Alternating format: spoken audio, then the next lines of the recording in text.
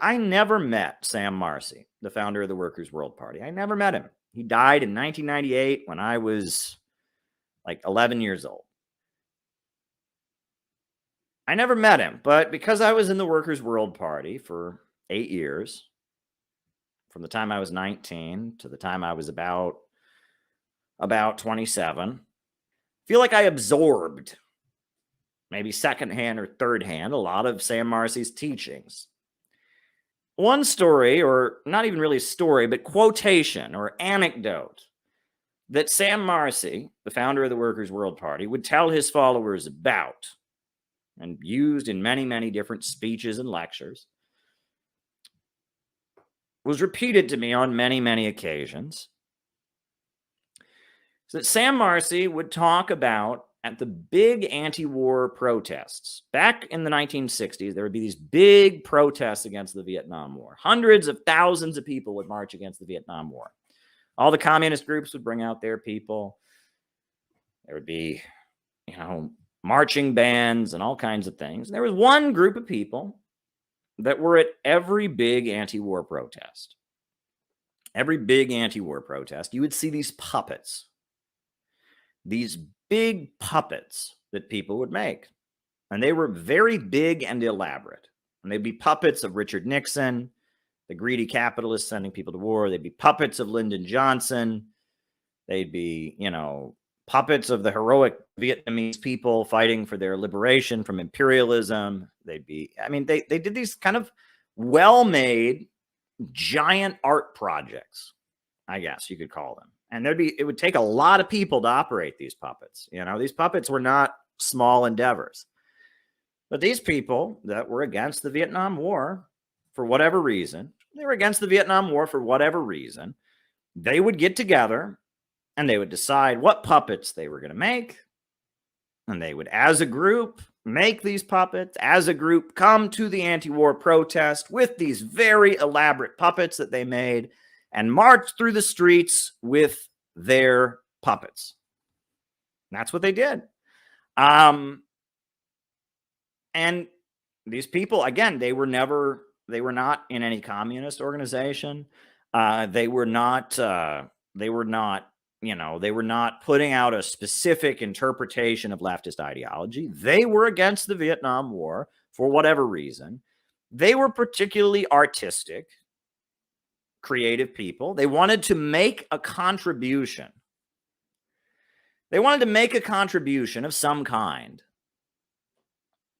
And because they wanted to make a contribution, and because of the fact that that they were artistically inclined, they would make these puppets. And it was like a little community that existed, and there were different puppets. There were different communities of people that would do this. And there were people that, they fell in love and got married to people who they made puppets with. There were people that they were single at the time that they started making puppets, and 3 or 4 years later, they were making puppets with their little infant baby that they had just had. And it was just this whole subculture of people that had made it their commitment, in opposition to the Vietnam War, they were going to make these puppets that would be displayed at anti-war protests. That was it. And from what I heard, again, the way this story was told back to me, Sam Marcy, the founder of the Workers' World Party, would always talk about these puppet-making people. And he would talk about how valuable that was. That these people, who were not communists, they were movement people, right? They were part of the movement.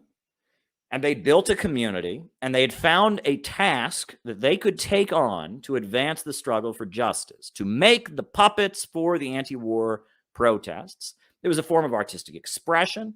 It was a form of community. And they came together and they made these puppets, and they were friends with each other, and they had relationships. And I'm sure there were arguments about these puppets. There were rivalries where one puppet group was against another puppet group. These things happened. But they found a task, they took on a task, they made a community around it, and that was valuable. And in a way, Every one of these puppet-making people is 1,000 times more valuable than some teenage kid who thinks he's Lenin, than some, know-it-all, Marxist guy who thinks he's the next Lenin, who thinks he's the great leader. He knows and he understands all the Marxism and he can out-debate you and all of that. Because those guys who think they understand Marxism and no one can teach them anything, they know it all and all of that, they're gone after a year or two. After a year or two, they get bored. They find a new hobby. They realize they're not going to, fulfill their dictator fantasy and become the next great leader of the revolution. And they move on. However, those puppet people, they're still there. They're still there, those puppet-making people, because for them, it's not a fantasy. It's not an intellectual exercise. It's not a word game. It's about the fact that they, one, believe in stopping the war. Two, they have found a way to do something, to make their actual contribution to stopping the war. And number three, they've built real relationships and friendships around making that contribution. They have people that they can rely on, that they can trust, that they like to work with. And because of that, they continue to make the puppets. And that is very, very valuable. And so when people talk about a movement, that's a movement. That's a movement. A movement is a group of people working together to achieve something because they believe in something. That is a movement.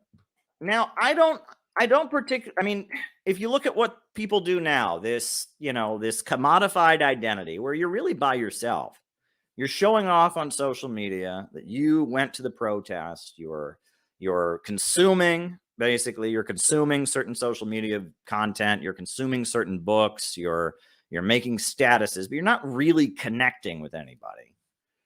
You're not really building something. You might go to the protest and break shit every so often, but you're not really building anything. That's not a movement. The building blocks of what they called the movement was communities. And the communist groups were a big part of that, no doubt. The Workers' World Party, the Communist Party, the Socialist Workers' Party, the Revolutionary Union, the October League, these groups were a big part of it. Yes, they were a big part of it, but it was the communities and the networks of people who trusted each other, who knew each other, who relied on each other. That was what made the movement.